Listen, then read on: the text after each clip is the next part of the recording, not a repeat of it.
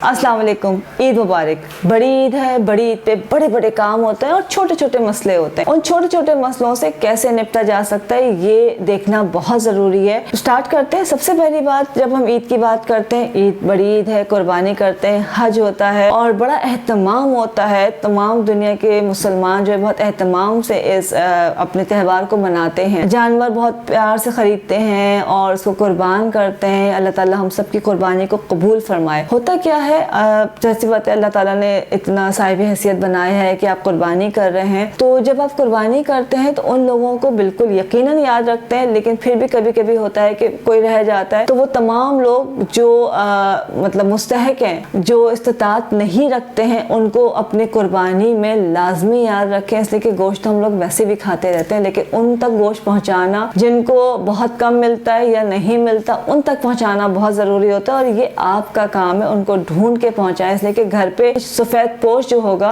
वो कभी मांगने नहीं निकलेगा। छोटे छोटे इलाके हैं, आबादियां हैं, जिसे कहना चाहिए ना, कॉलोनीज हैं, वो हैं सब इलाके जो है, वहाँ पे ये गरीब लोग, ऐसे सफेद पोश लोग होते हैं जिनको पहुंचाना है। और आप अगर कोशिश करते हैं तो आप वहाँ तक पहुँच सकते हैं और उन तक अपनी कुर्बानी का गोश्त पहुँचा सकते हैं। इसका यकीनन बल्कि लाजमी खास ख्याल रखिएगा। यकीनन आप रखते होंगे, लेकिन थोड़ा सा और एहतमाम कर लेंगे तो अच्छा होगा। दूसरी बात एक जो बड़ी इंपॉर्टेंट, जब होता है कुर्बानी होती है, ज़्यादा गोश्त बनता है, उसमें टाइम लगता है। सुबह कसाई ने गोश्त जानवर जो है ज़िबा किया, उसके बाद चला गया, फिर आया है, और वो अक्सर ये होता है कि शाम तक, सुबह की कुर्बानी जो है शाम तक गोश्त फैला हुआ होता है।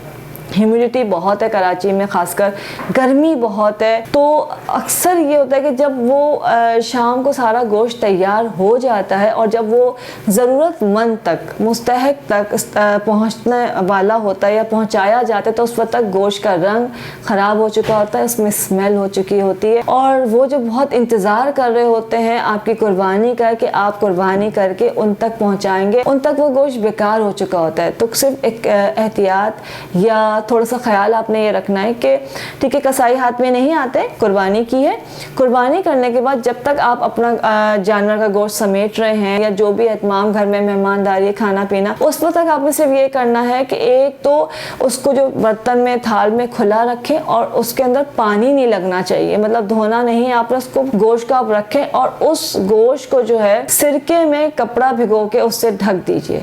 वो गोश्त का ना रंग खराब होगा, ना उसमें मक्खी आएगी, ना उसमें स्मेल होगी, और वो शाम तक क्या 2 दिन तक भी फ्रेश रहेगा। तो आप भले जब भी फ्री हो, जब आपको टाइम मिले, आप गोश्त पहुंचा दीजिए, लेकिन उस वक्त तक गोश्त को ऐसे ही ना छोड़ दें। जो हम अपने लिए पसंद करते हैं वो हमें दूसरों के लिए पसंद करना चाहिए। तो आपने कुछ नहीं करना, सिर्फ सिरके के अंदर कपड़ा भिगोना है मलमल का और उसको कवर कर देना है। दूसरी चीज, मतलब उसको दूसरी चीज जो है वो उसको गीला नहीं करना, मतलब वॉश नहीं करना है। साथ साथ ये कि जब हम गोश्त बांट रहे होते हैं, अपने लोगों को, अपने रिश्तेदारों को, अपने दोस्त अहबाब को जब देते हैं, बड़े एहतमाम से देते हैं, लेकिन जब गरीब की बात आती है, किसी को देने की बात आती है, उसका आपने खास ख्याल रखना है। जिप लॉक बैग्स आते हैं, अगर आप बर्तन नहीं ले सकते या उनके लिए कोई प्लास्टिक की डिश नहीं ले सकते, तो जिप लॉक बैग ले लीजिए और उसके अंदर गोश्त रख के और उनको दें, ताकि उनके दिल से, वो आप जब उनको इज्जत के साथ, मोहब्बत के साथ देंगे तो उनके दिल से दुआ निकलेगी, और जो दिल से निकली हुई दुआ होती है वो सीधी अर्श पे जाती है और अल्लाह ताला उसको फौरन कबूल फरमाते हैं। तो उनको जब आप मोहब्बत से, इज्जत से देंगे तो उनका मान बढ़ जाएगा, उनका दिल भर जाएगा और वो दिल से दुआ देंगे। तीसरी चीज हमारे होता है कि जब कुर्बानी होती है तो पूरे साल के लिए गोश्त फ्रीज कर लेते हैं, और कोई बात नहीं, आपका हक है, आपका जानवर है, आप बिल्कुल कीजिए। अगर आप रखना चाहते हैं तो बिल्कुल रखिए, लेकिन 3 महीने के बाद गोश्त खाना सेहत के लिए अच्छा नहीं। 3 महीने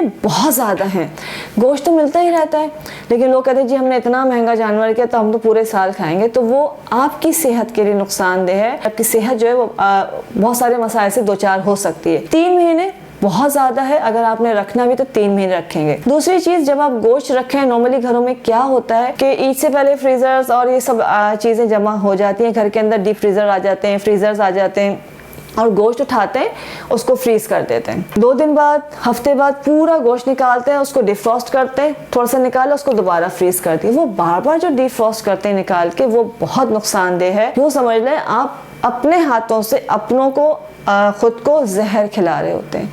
आप गोश्त स्टोर कीजिए, आपने एक ही दिन मेहनत करनी है, जिस दिन कुर्बानी हुई है उसके छोटे छोटे से आप बैग्स बनाइए, पोर्शंस में कीजिए। आपने कढ़ाई का रखना है या कीमा रखना है, पार्चे रखना है, जो भी करना है, व्हाटएवर जो दिल चाहे आप बना के रख लीजिए। उसके अलग अलग आपने जिप लॉक बैग में डालना है और उसको जो है आपने फ्रीजर में रख देना है और उसके ऊपर लिखना लाजमी है ताकि आपको बार बार परेशानी ना हो। थोड़ी एक ही दिन की मेहनत है, जब पूरा दिन तो मेहनत कर ही रहे होते तो वो एक दिन आपने लग के सबने मेहनत करनी है और गोश्त को इस तरह से फ्रीज करना है। बार बार जो डिफ्रॉस्ट करते हैं गोश्त, उसका गोश्त का जायका भी खराब होता है, गोश्त गलता नहीं है और गोश्त में स्मेल हो जाती है और वो गोश्त खाना जो आपके लिए बहुत नुकसानदेह होता है। यूरिक एसिड तो बढ़ाता ही है, आपके स्टमक डिसऑर्डर शुरू हो जाते हैं, आपको कोलेस्ट्रॉल हाई होने लगता है और बहुत सारे इश्यूज आ जाते हैं। तो इसका आपने खास ख्याल रखना है। इंपॉर्टेंट चीज जो है वो ये कि आप जब भी गोश्त बनाएं, कुर्बानी का गोश्त कहा जाता है कि देर से गलता है या 10,000 मसले, इन तमाम चीजों से बचने के लिए आपने क्या करना है, पहले दिन से, कुर्बानी के पहले दिन से मेज के ऊपर आपके काला नमक लाजमी होना चाहिए, अजवाइन लाजमी होनी चाहिए। ईद पे तो मुरक्कब ग़िज़ाएं खाते हैं, तो हर खाने के बाद 3 दाने जो है आपने अजवाइन के चुटकी भर सौंफ के साथ खा लें, तो आपको एसिडिटी नहीं होगी, आपका जो खाना है वो डाइजेस्ट हो जाएगा, आपको गैस्ट्रिक प्रॉब्लम नहीं होगी और आपका वेट भी इंशाल्लाह नहीं बढ़ेगा। ये आपने लाजमी करना है। अब आती है सफाई की बात। फ्रिज तो आपने साफ कर लिया स्टोर करने के लिए और उसका आप ख्याल भी करते हैं, घर भी साफ कर लेते हैं, लेकिन जहाँ पे आप गोश्त बना रहे हो तो उसका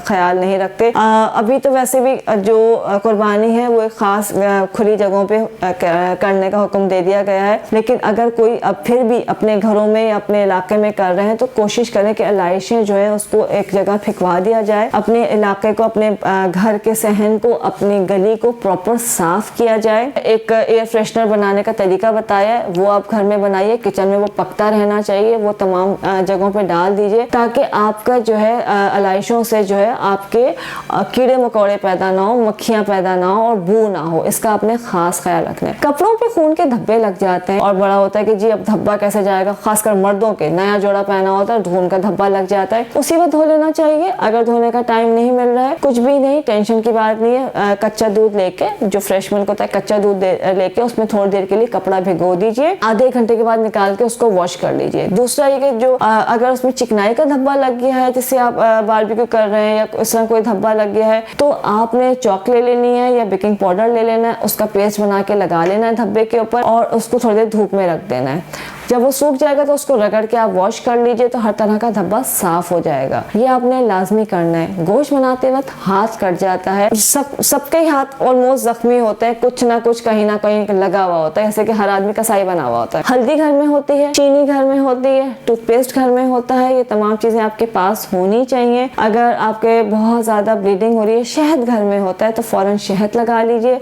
आप उसको दबा दीजिए हाथ जहाँ पे भी कट लगा है, तो आपकी जो है ब्लीडिंग फौरन रुक जाएगी। चीनी का जो है पेस्ट बना के फौरन लगा दीजिए तो कट के ऊपर, तो आपका कट जो है फौरन बंद हो जाता है और ब्लीडिंग रुक जाती है।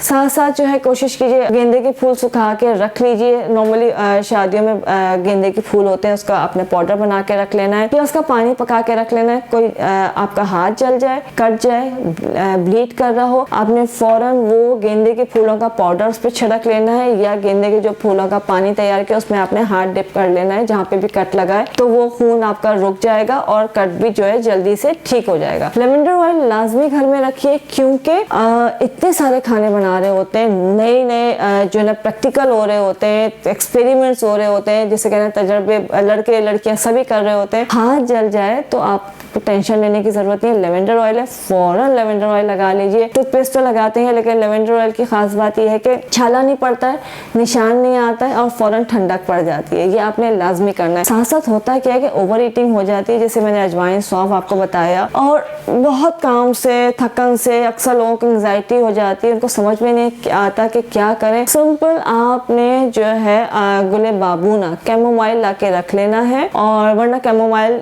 के जो है ना टी बैग्स भी मिल जाते हैं, वो आप लाजमी घर में रखिए। रात एक जो है कैमोमाइल टी बनाइए रात को और 1 कप पी लीजिए, इंतहाई मजे की पुरसुकून नींद आएगी, स्ट्रेस फ्री होके आप सोएंगे। रहेंगे, जब सुबह उठेंगे तो आप बहुत फ्रेश होंगे। इससे कि खवातीन को ईद के दिनों में बहुत काम करना पड़ता है, तो लाजमी आपने कैमोमाइल टी पीनी है और अपना खास ख्याल रखना है। ये नहीं कि किचन में जाके अपने आप को आप भूल जाएं या तैयार होके किचन में ना जाए, दोनों काम आपने नहीं करने। अब आपने करना क्या है कि बिल्कुल किचन में जाइए। अगर पोर्स आपके गर्मी बहुत है, पोर्स ओपन हो रहे, तो सिंपल आपने बेसन ले लिया या मुल्तानी मिट्टी ले ली है, उसके अंदर थोड़ा सा शहद मिलाएं और फेस पे लगा लीजिए। आराम से चूल्हे का काम कीजिए और उसके बाद जब आप निकलेंगे ठंडे पानी से मुंह धो लीजिए। चेहरा बिल्कुल फ्रेश हो जाएगा, ऑयल कंट्रोल हो जाएगा। स्किन आपको लग रहा है बड़ी डल हो रही है, शाम को दावत है, क्या करें, काम में तो टाइम ही नहीं मिला है, कोई मसला नहीं है।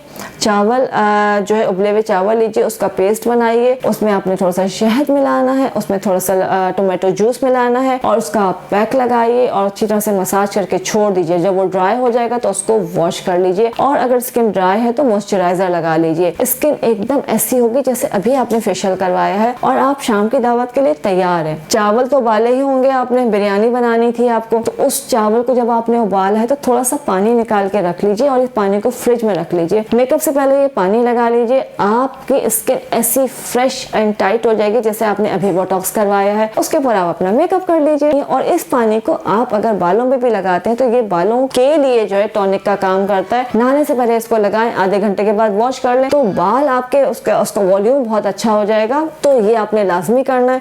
आपको अपनी तैयारी के लिए भी ज्यादा परेशान होना नहीं है, फ्रेश रहेंगे और आप खूबसूरत दिखेंगे, इसलिए कि काम अपनी जगह, खूबसूरत दिखना सबका हक है। खूबसूरत दिखिए, खुश रहिए, खुश रहने दीजिए, अपना बहुत सारा ख्याल रखिएगा। वंस अगेन ईद मुबारक, अल्लाह हाफिज।